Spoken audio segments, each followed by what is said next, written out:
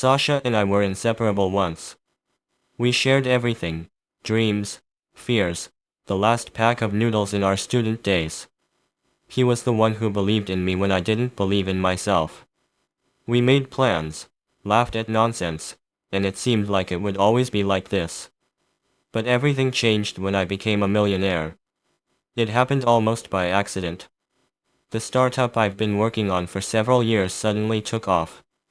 Investors, millions in my account, a luxurious life, all this came down on me like an avalanche. I was over the moon. And the first person I wanted to tell about my success was Sasha. But his reaction was not what I expected. Instead of joy in his eyes, I saw something else. Wariness? Envy? Disappointment? He smiled and congratulated me, but there was no warmth in his voice. We met a couple more times, but each time the conversation got shorter and the pauses got longer. One day, he just stopped responding to my messages. I called and texted, but he seemed to have disappeared. I didn't understand what had happened. We've been friends for so many years. How could money destroy what was between us? I was trying to find the answer. Maybe he felt that I had changed? Or, on the contrary, has he changed? Maybe he always saw me as someone who would sooner or later step forward, leaving him behind? I did not know. But every time I passed by our favorite cafe, where we spent so many evenings, I felt something inside me shrink. One day I saw him on the street. He was walking with his head down and didn't notice me. I wanted to call out to him, but suddenly stopped. What am I going to say? I'm sorry that everything worked out for me? Or, I'm sorry that you couldn't be happy for me? I did not know.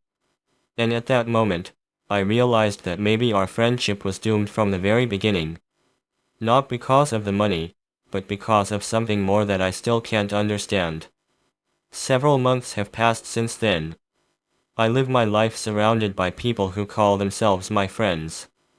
But sometimes, late at night, I find myself thinking that I'm still waiting for his call. I'm waiting for him to write, "Let's meet like before." But there is no call. And maybe it will never be again. Maybe one day everything will change. Maybe he'll come back, and we'll sit in that cafe, talk, and everything will be back to normal. Or not. Who knows? The story is not over yet. 2 years have passed. I've learned to live with that silence. Resigned?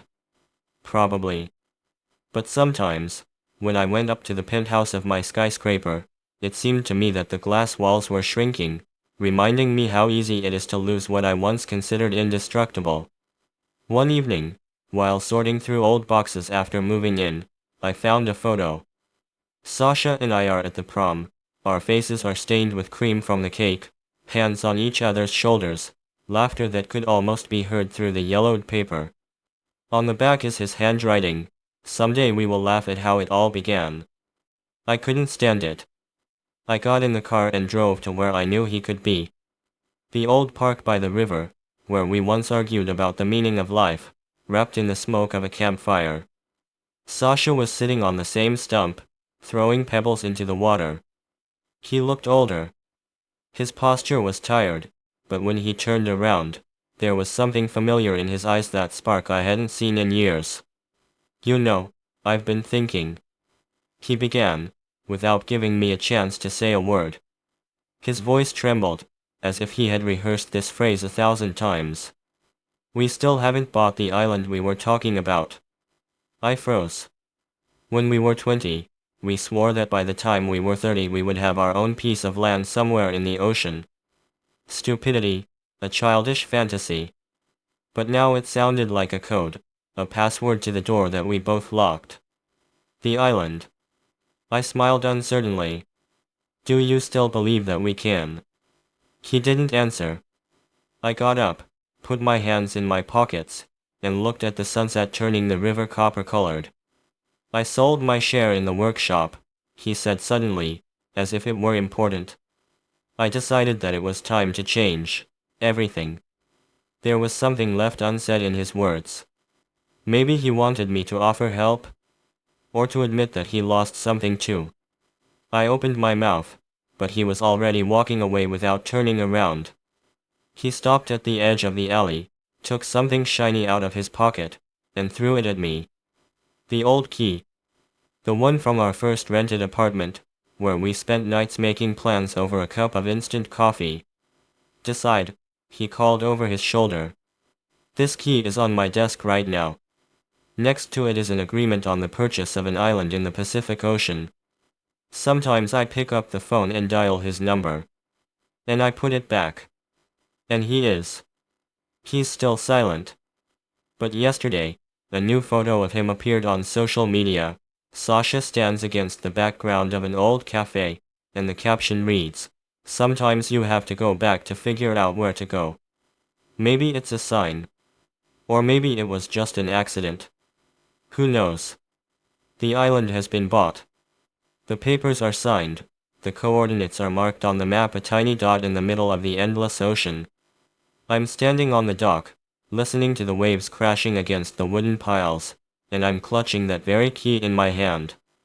It's cold, like a memory that keeps you awake. Sasha is silent. His post on social media is still hanging in my head. Sometimes you have to go back to figure out where to go. I've returned. To our cafe, to the park, even to the shabby door of that apartment. But it's like he's playing hide and seek with a shadow, always one step ahead, always just out of reach. A letter arrived this morning. There was no signature, but I recognized his handwriting, uneven letters, as if he were writing on his knee. Where the cards end, the truth begins. Check the mailbox in the apartment. The key turned in the lock with difficulty. It smelled of dust and time inside. There was a battered notebook in a drawer filled with flyers. Our book of ideas is the one where we drew startup diagrams, funny comics, and silly poems. On the last page there is a fresh drawing, 2 silhouettes on the shore, and between them a bridge of interrupted phrases. Signature at the bottom, bridges burn brighter than the stars. I'm waiting for him by the river in the park. I have plane tickets in my pocket. The sky turns purple when his figure appears in the distance. He walks slowly, as if he's carrying a load of unspoken things. He stops 3 steps away. "You bought that island," he says, not looking me in the eye. There is no reproach or approval in his voice. "I bought it. I thought maybe there was enough room for us two." I pause, realizing that all the words sound fake. He takes out a bottle of cheap wine from his backpack, the same one we drank the night before graduation. To do what? He pours wine into plastic cups. To start over. Or to bury what's left. The wind picks up his question and carries it to the water. We drink in silence. The wine tastes sour, like unshed tears. "Do you know why I disappeared?" He suddenly turns to me. "You have become a mirror in which I have seen everything that I have not achieved. And then I realized that you weren't my enemy. I became one for myself." He throws a stone into the river, and the circles disperse, closing in with the reflection of the sunset. "The plane's at 7 tomorrow," I say, handing him the ticket. He takes it, examines it, as if trying to read between the lines. Then he slowly tears it in half. "Not now." "When?" "When I stop being afraid that you will disappear again." He leaves, leaving half of the ticket in my hand. I'm left with a piece of paper where only one word is clearly visible: together. And the island is waiting. And maybe one day the waves will wash up 2 letters in a bottle on his shore with unanswered questions. Or they won't kill you. Who knows? The island was beautiful. Emerald waves, white sand, palm trees leaning towards the water. But this place became not a symbol of dreams, but a quiet prison for 2 people who no longer knew how to talk to each other. Sasha arrived a month later. Without warning. I found him on the beach, where I once imagined how we would pitch a tent and roast fish over a campfire. Now there was a villa with panoramic windows, a gift that I had prepared in secret. "Did you buy this instead of a cabin?" He didn't turn around, staring at the concrete wonder of architecture. There was a tired bitterness in his voice. I thought you'd like it. Everything is here. Everyone except us. He turned abruptly. He was clutching an old notebook with drawings in his hands. You still don't get it. You're buying islands, villas, entire worlds, but you still haven't bought a return ticket to the past. We argued all evening. He shouted that I had turned our dream into a Vanity Fair, and I accused him of being afraid to let me be happy.